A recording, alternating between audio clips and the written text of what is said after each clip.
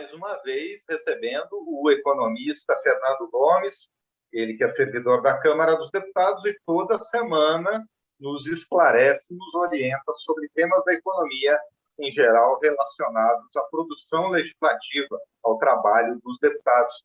E aí, Fernando, tudo bem com você? Bom dia, Márcio. Tudo bem, principalmente com a chegada desse tempinho frio aí que eu gosto muito. Para quem gosta, realmente está bom. A seca também está chegando em Brasília. Para quem nos ouve de outras localidades, né, Fernando? O tempo frio vem junto com a seca. O período de chuvas acabou aqui em Brasília, né?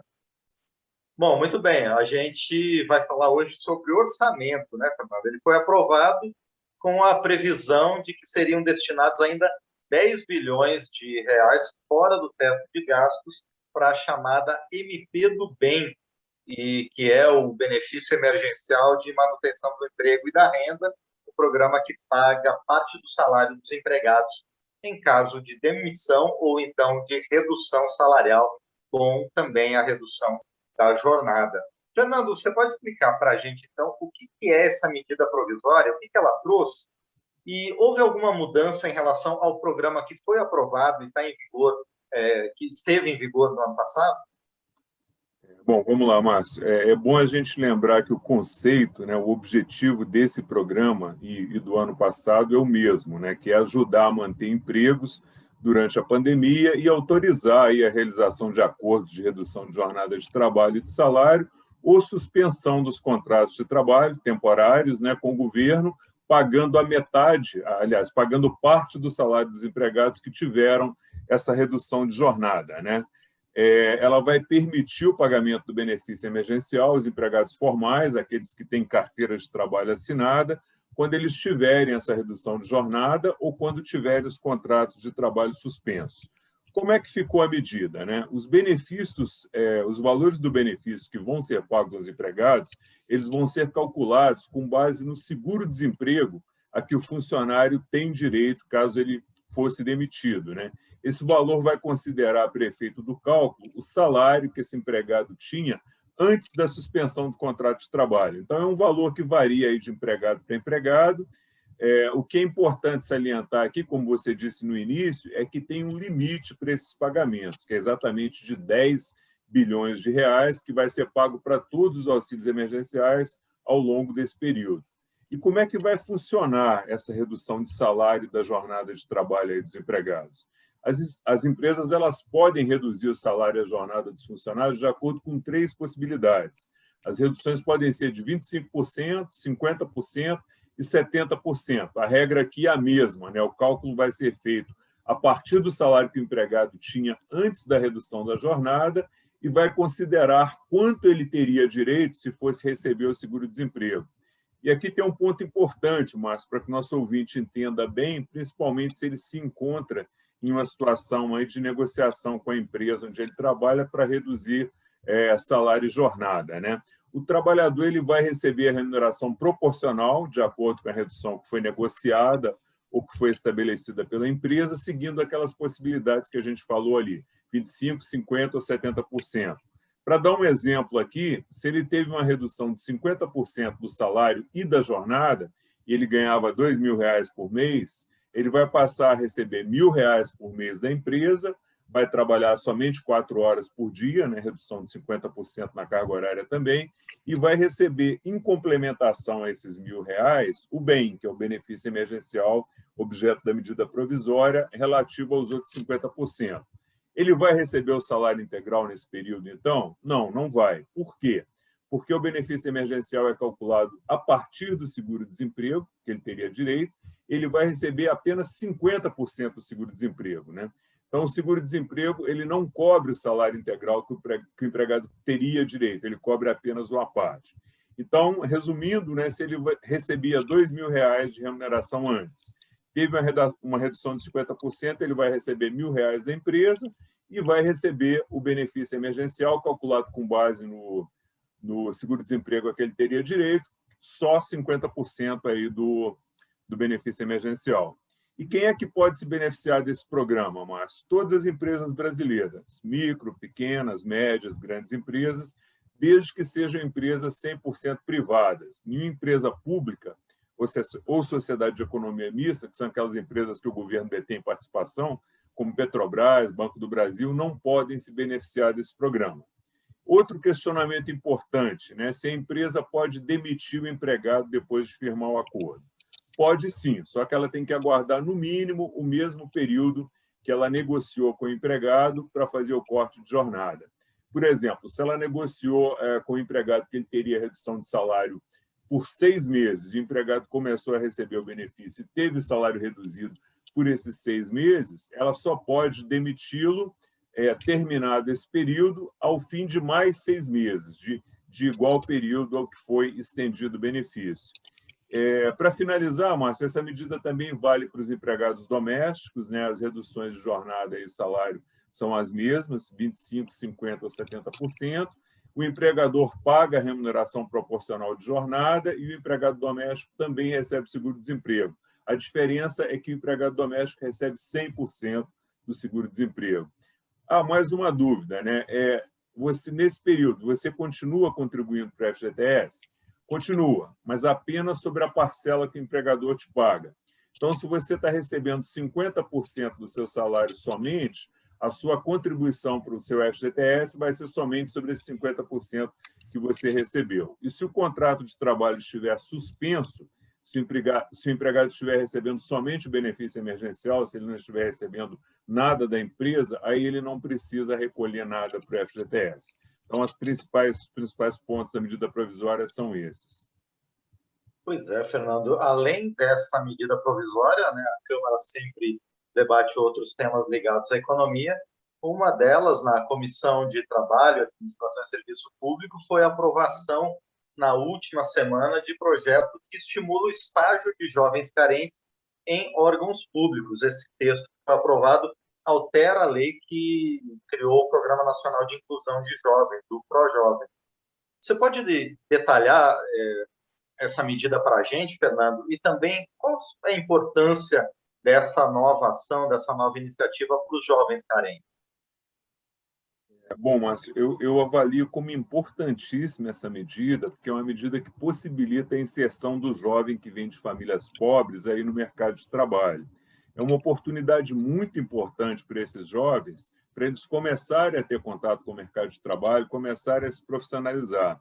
A gente sabe que as pessoas que têm uma renda melhor, que têm mais contatos, que conhecem mais pessoas, é mais fácil para elas conseguir um estágio, conseguir uma colocação inicial para os filhos. Agora, as pessoas mais pobres, elas têm muito mais dificuldades nesse sentido. Então, o poder público ele precisa realmente atuar aí para dar uma chance inicial para essas pessoas mais vulneráveis, menos favorecidas aí pela vida. Vamos lá, então. O que foi aprovado aí nesse projeto, né? A Comissão de Trabalho ela aprovou esse projeto que autoriza os órgãos da administração pública federal, somente federal, a oferecerem estágio remunerado para jovens e adolescentes de baixa renda familiar. Vão ter acesso a esse estágio aí os jovens de 14 a 18 anos que estejam cursando os 2 anos finais do ensino fundamental ou ensino médio, e que pertençam aí, como a gente disse inicialmente, a famílias em situação de vulnerabilidade social. E quais seriam essas famílias nessa situação, né? O projeto de lei diz o seguinte: renda familiar que permita caracterizá-los como situação de vulnerabilidade e risco social na forma do regulamento. Ou seja, só depois que esse projeto virar lei é que vai vir um regulamento aí definindo e estabelecendo as faixas de renda que vão caracterizar uma família que está em uma situação de vulnerabilidade e risco social. Então, isso vai ser definido depois que o projeto for aprovado, mas certamente vão ser famílias bem carentes, né?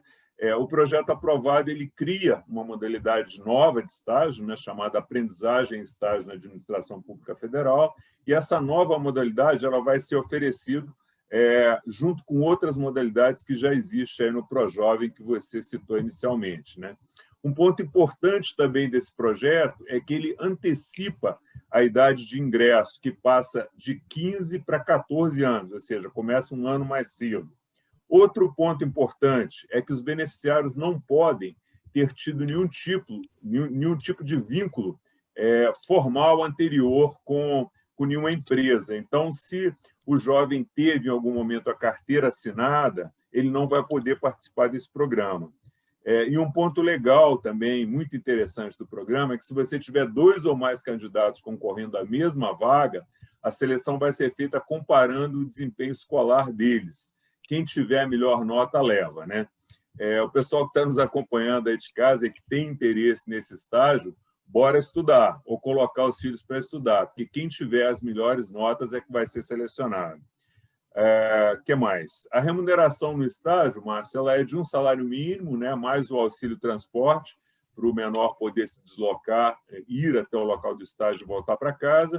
Jornada de trabalho vai ser de 4 horas. O estágio ele tem que ser um horário que não choque com o horário de estudo dele, né? Por exemplo, aula de manhã, estágio à tarde.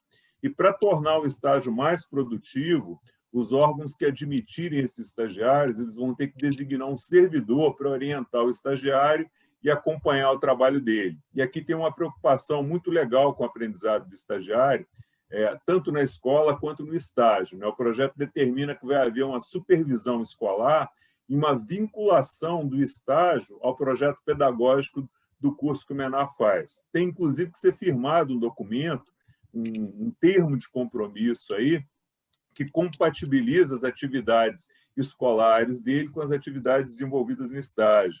E por que é importante esse acompanhamento e esse termo de compromisso? Eu já fui menor estagiário da Caixa Econômica Federal, então eu passei pelo que eu vou te contar aqui. Muita gente que trabalha nesses órgãos, Márcio, não se preocupa muito em formar o aprendiz, não. Aí o sujeito coloca você para tirar xerox, para comprar lanche para a turma, e ao invés de você estar aprendendo um trabalho de verdade, de você estar se profissionalizando em alguma medida ali, você acaba sendo mal aproveitado e perdendo essa oportunidade. Outro ponto importante, quantidade de vagas oferecidas, né? Vai depender da necessidade de cada órgão, mas vai ser obrigatória a contratação aí de pelo menos 10 estagiários em cada unidade orçamentária da administração direta. O que é isso? Todo órgão público que tem orçamento próprio vai ter que contratar pelo menos 10 estagiários, podendo ser mais de acordo com a necessidade do órgão. E, para finalizar, Márcio, outro ponto importante que vale a pena a gente destacar aqui, esse projeto ele tramita aqui na Câmara em caráter conclusivo, ou seja, ele não precisa ir ao plenário para ser votado e para ser aprovado. Foi aprovado nas comissões, está valendo e já segue para o Senado. Esse projeto ainda tem que passar pela Comissão de Finanças e Tributação, porque envolve dispêndio de recursos pelo governo, e tem que passar também pela Comissão de Constituição e Justiça, pela CCJ, sendo aprovado, ele já vai para o Senado. Bom, tomara que ele avance rapidamente, tanto aqui na Câmara quanto no Senado. Bom, e além disso, o plenário da Câmara, Fernando, também aprovou o requerimento de urgência para o projeto que prevê multa para as empresas que pagarem salários diferentes para homens e mulheres na mesma função. Esse projeto, Fernando, detalha ele para a gente. Pois é, Márcio, foi... Só um pouquinho, vamos olhar aqui a garganta. Claro. Pois foi aprovada a urgência, né, para a votação desse projeto, que significa que ele passa a ter prioridade sobre outros projetos e ele... Fernando Gomes, nós tínhamos sido rudemente interrompidos por problemas técnicos, mas agora estamos de volta para continuar conversando sobre o projeto que prevê multa para as empresas que pagarem salários diferentes para homens e mulheres na mesma função. Você estava lembrando que com essa votação do requerimento de urgência para o projeto, ele passa a ter prioridade nas votações do plenário da Câmara, não é? Isso, exatamente, né? Então, agora ele pode entrar para votação a qualquer momento, né? E a essência do projeto é o que você disse no início, né? Exatamente estabelecer multas para as empresas que pagam salários diferentes aí para homens e mulheres que ocupam a mesma função, né? E aqui é importante a gente lembrar 2 pontos, né? O primeiro, que essa proibição da possibilidade de você pagar salários diferentes para homens e mulheres, ela já existe desde a aprovação da nossa Constituição, de 1988. O artigo 7º lá diz o seguinte, né, que é proibido estabelecer salários diferentes no exercício de funções e de critérios de admissão por motivos de sexo, que é o que a gente está falando, idade, cor ou estado civil. A CLT também, a consolidação das leis do trabalho, ela já proíbe também essa prática, né? Ela diz que a todo trabalho de igual valor corresponderá a salário igual, sem distinção de sexo. Então, como a gente pode ver aí da interpretação desses dois dispositivos, né, Constituição e CLT, o tema ele já está regulamentado e é muito claro, então, é muito claro que você não pode adotar essa prática. E o que está se propondo agora é o estabelecimento de multa, de sanção para quem descumpre a lei, né? E na prática a gente sabe que a diferenciação de salários entre homens e mulheres ela existe e sempre existiu, né? Quando a gente conversou aqui no programa sobre os efeitos da pandemia para a mulher no mercado de trabalho, eu trouxe alguns números que mostram que, tanto em termos de salário como de ocupação de vagas, os homens levam muita vantagem sobre as mulheres. E tem outros estudos aí comprovando essa diferença, né? A justificativa desse projeto de lei mesmo cita um estudo que foi publicado esse ano da Confederação Internacional dos Sindicatos, que mostra que as brasileiras são umas das mulheres que mais sofrem com a diferença de salário em relação aos homens no mundo. Elas recebem, em média, 34% a menos para a mesma função. O estudo ele foi feito aí observando 24 países e a diferença média entre todos esses países é de 22%, ou seja, a gente está para pior muito lá na frente, né? E o projeto de lei ele aponta também quais as principais razões no Brasil para que a lei seja descumprida. Primeira razão, as mulheres têm medo de perder o emprego, se reclamarem, se denunciarem, se entrarem na justiça. Segunda razão, as penalidades que hoje são aplicadas aos empregadores, elas compensariam a infração à lei, de acordo com a justificativa do próprio projeto, né? Então, muitas empresas preferem pagar para ver porque acreditam que não vão ser denunciadas e, se forem, as multas ainda são leves. E, nesse ponto, o projeto vem com uma medida muito importante, né? Ele recomenda, ele propõe que, se a empresa for pega descumprindo a lei, ela vai ter que pagar uma multa para a empregada de 5 vezes a diferença de salário verificada em todo o período da contratação. Então, dando um exemplo aqui para o nosso ouvinte entender, salário da mulher R$ 2.000, salário do homem R$ 3.000, na mesma função, claro, né? Se ela trabalhou por um ano, teve uma diferença salarial mensal de R$ 1.000, vezes 12 12 mil, isso aí multiplicado por 5. Então, a empresa teria que pagar uma multa de R$ 60 mil para a empregada se ela tivesse uma diferença salarial de R$ 1.000 mensal, além do 13º. Agora, Márcio, não é uma questão tão consensual, não, né? Existe quem defenda que as empresas devem ter autonomia, devem ter liberdade de estabelecer os salários de quem ela contrata. E quem defende aí esse ponto de vista, quem é de alguma forma contrário ao projeto, argumenta que quando você estipula esse tipo de multa, você acaba prejudicando a própria mulher, que pode não ser contratada porque o empregador, já sabendo da multa pesada que pode receber, ele pode optar por deixar de contratar mulheres. Então, resumindo, quem é contrário ao projeto argumenta que a multa pode prejudicar novas contratações das próprias mulheres e acabar tendo um efeito pior aí na empregabilidade das mulheres. E, para concluir, Márcio, eu sempre lembro aqui que a gente procura trazer os dois lados, né, as duas visões sobre o assunto, para que quem nos acompanha tenha uma visão inicial do tema e depois possa se aprofundar, possa ler o projeto de lei, possa ver os argumentos favoráveis, ver também os argumentos contrários, se aprofundar mais no assunto e formar a sua própria opinião. Bom, e a gente vai continuar monitorando esse e outros projetos e vamos, com certeza, voltar a falar sobre eles aqui no Economia Direta. Por enquanto, eu agradeço mais uma vez, então, ao Fernando Gomes, que esteve conosco aqui, explicando essas matérias que estão em discussão na Câmara dos Deputados. Obrigado, Fernando. Até a próxima terça. Obrigado, Márcio. Ótima semana para todos e todas aí. Até terça.